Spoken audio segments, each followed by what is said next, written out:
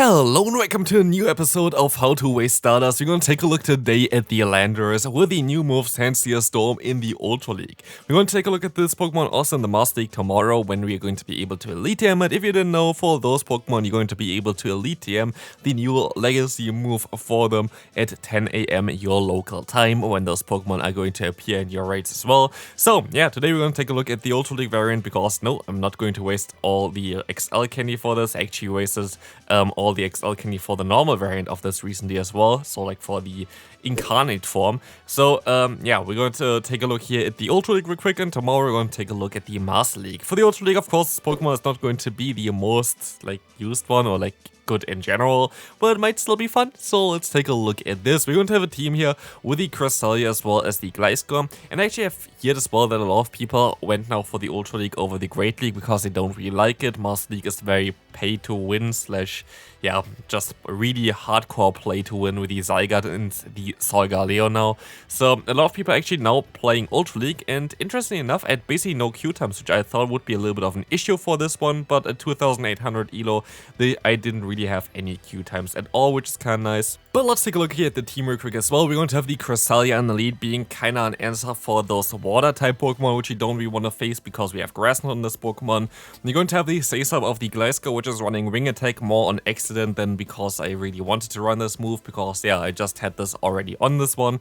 And then we're going to have, of course, in the back, our sweeper of the Landorus Therian form with the new move Sandsear Storm. Again, it's going to be an Icy Wind clone, so Icy Wind clone as a ground type move, which is going to be interesting. You know what's also kind of interesting? We're going to we have actually some new moves in the code now as well, not with stats or whatever, but maybe you can take a look at this one in a future video as well. If you want this, let me know in the comment section. There's a metal sound coming, most likely as a fast move. We have I think Psywave as a fast move for the Psychic type Pokemon, which would be really cool. I don't know if they're actually fast or charged. We only have the sound so far. And there's some other moves coming in as well for Pokemon Go. So if you want to see a video on their potential and what Pokemon could learn those moves, then let me know that in the comment section. I might make a video eventually for this one. But otherwise, we're gonna see here the first game. We're going to have the Annihilate, which is gonna go down to our Landorus. We're gonna have the Giratina coming back in. This is not going to get the knockout against me because Dragon Claw is not going to be enough, and we're actually going to be able to win this first game here with the Sandsear Storm from the Landorus in order to knock them out. The next opponent we're going to have here, the Weezing. I have to say that I cut out a lot of the battles. I think I cut out 4 battles, I think, total, which were all losses, which I have to say also completely here honestly. Of course, this Pokemon is not going to perform very, very well. What I put in here are either the battles that we won or the battles that were way more interesting. So there's still going to be losses in here. It's not going to be all wins or whatever, but also I have to say that I did 2 sets with this team, and of course it's not going to be the best one, but still I had some fun with it. So if you also enjoy me trying out those Pokemon that early on and wasting my Elo and my Stardust on those, then feel free to leave a like and subscribe. Would really appreciate it, would really help out the channel, and it's totally free. You know what's also totally free? Then lock out here onto the opponent's Swampert with his Grass Knot coming in. The opponent never going to use a shield here, and we're going to have to hope that our Landorus is going to win us this game. Of course, we know already the Weezing is not going to appreciate this matchup, as you're going to have the super effective Sandsear Storm, but here is a little bit of an issue. Sandsear Storm, because it is an Icy Wind clone, is not going to do that much damage in total, and I'm very curious on how good this Pokemon actually going to be for the Master League, which you're going to see tomorrow, because yeah, Sandsear Storm again is going to do most likely less damage than something like the Superpower even on it, so it's a little bit of a trickier one. It also takes a little bit more energy than something like Superpower, but I still think that Stone Edge plus the Sandsear Storm is the way to go for this Pokemon, because otherwise Superpower does not really make too much sense, because you're already hitting those Steel type Pokemon with this super effectively. So yeah, I feel like it's kind of a waste of a move slot, and here I feel like Stone Edge definitely does work out some better, but again, for the Ultra League it's not really as ideal anyway. But we still have a chance here. If we can survive this move, we're most likely going to win this game, but of course we can't. Even a debuff didn't save us here. But let's move on to the next battle. And here's something where I can talk a little bit about my issue maybe with the current like games or like the current leagues. I don't really like the Great League meta, I have to say that before. Like I actually kind of climbed recently as well. Like it's not because like, oh yeah, you didn't hit Legend yet or whatever. No, I feel like it's really random. Like it's really random. Like it's not something that they have like our consistency in like teams. You have like those really crazy fast move pressure teams. And then you're going to have like a lot of people that run like the crazy meta stuff. And then you have like people that do like a mixture which is completely random and has like insane amount of like holes in the teams as well, which you would be able to exploit if you have those Pokemon. But like they have literally a triple weakness against one of the most common meta Pokemon, which I see the entire time. And I'm just wondering, how are you in this elo? But yeah, it is kind of weird for me. So I'm not really the biggest fan of the Great League. For Ultra League, I think the meta is kind of cool. I think the meta is actually fairly decent. The issue for me for Ultra League is nearly every single game that I played with this team here went to the timer. Like nearly every single game went like to like plus 4 minutes or something like this. And it is just not really enjoyable for me to have like the long games for like those rewards that you're gonna get at the end of the day. And then you have Master League, which was basically back in the day one of the best leagues in my opinion. Of course, now with pay to win, I do understand that a lot of people don't really like it. Of course, for me, I use money on the game mainly to create content. Like I would not, I actually did, basically was free to play before I started doing content creation, by the way, if people didn't know this. I only started using money just in order to, yeah, provide basically the content that I want to showcase here on the channel. But of course, like for me, the Master League was a lot of fun.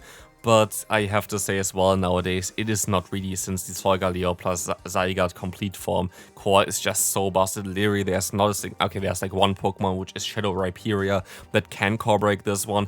It is just so, I don't know, unplayable. Here we're actually going to go for the Stone Edge. You maybe wonder why. I was just thinking that this does a little bit more damage than the Sandsear Storm, and I wasn't sure if a Sandsear Storm would have been enough. And here we're going to now be able to also still survive one fly, knock them out with a fast move, and actually win a game. Next opponent, horrific lead, but we can swap out into our Gliscor. In comes the Jellicent, and we can try to go for an Earthquake or something like this. I should be able to survive one Surf at least, and they should not put me into farm down range exactly. They're still going to have to go for another Surf, which is exactly what we kind of want to get out of here. As the opponent is using a shield, and I'm like, why? Like, my moveset on Gliscor is basically very rare. Like you would still go for Night Stitch in the Ultra League for this Pokemon because there are so many Ghost and Psychic type Pokemon in the Ultra League. So going for a shield here first one is kind of weird in my opinion, but of course at the end of the day it worked out for the opponent, but it still was kind of a little bit weird for me. But yeah, we're going to see here that the opponent still could go for another charge move, but they don't, and in comes the Registeel. And here's like the thing that I hate about Sandsear Storm. It just does not really do enough damage. Like it is still like we have an insanely attack rated Pokemon that goes for a stab, super effective move, and against a Registeel it does not even do half. It cannot even two-shot it. It's a 45 energy move. It's not like it's like a 35 or whatever. It's 45 energy and you cannot two-shot a Registeel. They can still go for another charge move here. And of course in hindsight I should have shielded up the first one, but I thought, hey, with the extra fast move pressure or whatever I would be able to still go out of there a little bit better.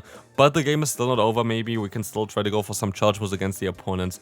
Jellicent here, but I would expect that they're gonna be at the charge move very soon. So, and never mind, they're actually going to let this move go through. And here's something that also kinda, I don't know if I made a mistake here. I kinda want to see it here as well real quick. Did I make a mistake? Most likely did make a mistake. I should have stayed in there. I think I survived it with 1 HP. I think I was just not really, like I thought I would not survive the fast move. I should have went for it because it was my only way of winning the game.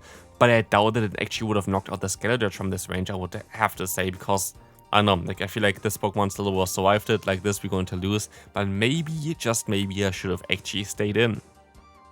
Next opponent, decent lead for us. Not as crazy good either, but in comes now the Greedent. Greedent is a little bit tricky. While the fast move is double resisted for my backline, and of course here we have Crunch, which is going to be super effective, it's still not going to be a great matchup. I'm going to decide, of course, to, actually gonna get the attack drop here from Moonblast, which is kind of nice, but I'm going to decide to sacrifice basically my Landorus, because at the end of the day, they're going to have a Fighting type there, and we have two Pokemon that are great against Fighting type Pokemon, so getting rid of the Landorus does make the most amount of sense. I still might be able to get a shield, or maybe even the knockout, who knows, but we will find out shortly. And what you actually see me here doing is, I purposely will let them go for another Body Slam, because I did not want to give them much more farm, basically, with their own Annihilate, but I still kind of want to hit a charge move against them. So this is why I decided to go for the Sandsear Storm after another Body Slam. I can go for another Sandsear Storm against the opponent's Annihilate as well, which is going to be okay for me. We're going to get them low, attack drop is coming in, and we can swap into the Cresselia as they're going to go into the Mandibus. I can still try to go for the Moonblast, but it's going to be a little bit of a trickier matchup. As you're going to see here, Dark Pulse is coming through, connecting, doing a ton of damage. I'm still forced to go for those Moonblast because I am just not going to be great against this Pokemon in the back either. But here, this was actually the first battle that I played with this team, which is, I think it was the first battle, which was kind of funny because here I now only realize afterwards that actually running the move Wing Attack plus the Aerial Ace on this Pokemon was like, maybe there's still a chance because of this. So let's see if there's actually still a chance. It's still going to be very, very close, to be fair. They're going to go for the Dark Pulse, which is smart. They're going to go into the Annihilate. I have to say the game was insanely clunky for me as well.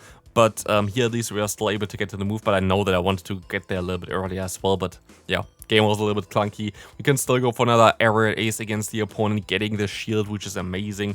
But now I'm going to let this move go through because I feel like a Moonblast is the way to go. I'm forced to go for another Aerial Ace as well. This is going to get them kind of low, but at this point I think maybe I just swap out, maybe just try to catch a move here or something, and then I'm still going to be able to get to another charge move afterwards, and I will be able to do so. The opponent goes for the Aerial Ace anyway, it does no damage, and with this I can outspeed them, go for the Grass Knot, and knock out a Mandibus with a Grass Knot from a Cresselia, which is also kinda rare. Final game for today. We're going to have the Tentacruel here. Again, like I didn't go for that many games. I went for a little bit of a lower time as well because at the end of the day, like, who's gonna go ahead and say like, hell yeah, I'm gonna go ahead and run the Landorus Therian with a new move in the Ultra League because I'm such a Spice Lord. Like, nobody's gonna do this. Is just for your entertainment here, and this is basically why. Tomorrow I'm also gonna put a little bit more content in there then as well for the Master League, because for the Master League this Pokemon looks actually really nice. PvP Poke ratings are not up yet while I'm recording this, otherwise I would actually talk a little bit more about this as well.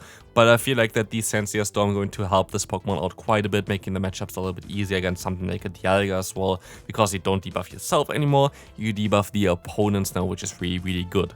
But yeah, let's take a look at this one here. We're going to have a Greedent again, and this was also something which I found kind of interesting, that they were using a shield on the Earthquake as well, I think in the first one, which I was like, why? Like, we were debuffed at this point as well, I think. Honestly, I didn't really know. We're going to see here that we can still get them low, but I'm going to use no shield here. They're going to go for the Crunch. The Crunch is getting the debuff immediately, which is a little bit annoying, but I can still go for another Grass Knot, which is going to get the knockout against the opponent, so we can realign. They're going to go back into their Tentacruel. Now, basically, my only win con is our, what's called the Landorus in the back. Let's see what we can do here. We're going to still get them lower. They're still forced to go for a charge move, but they're currently nearly at 100 energy, so yeah, it's going to be a little bit of a tough one. I kind of have to try to catch a move, but let's see if we can actually do this. I'm going to try to catch the move, and it actually does work out.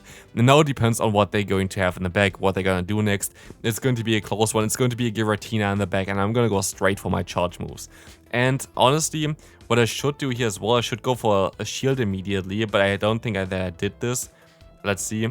I did not. I was a little bit too scared about like the Scald from the Tentacruel, but in hindsight I most likely should have used the shield there and then tried to get like another Sandsear Storm afterwards, just try to farm them all the way down. But like this, I'm forced to use the shield now, so like I basically wasted some of my health. And maybe I still had a chance as well now, but I'm not too sure. But the opponent can honestly just let this move go through and they most likely would win this game. But they decided to use a shield, which was a little bit of a mistake. But again, if I used the shield earlier, maybe I had a chance. Like this, I don't. And so, yeah, again, Landorus is not really that great in the Ultra League. I think everybody knew this before. But I hope you still enjoyed this video. If you did, feel free to leave a like, and I'll see you in the next one. Bye bye.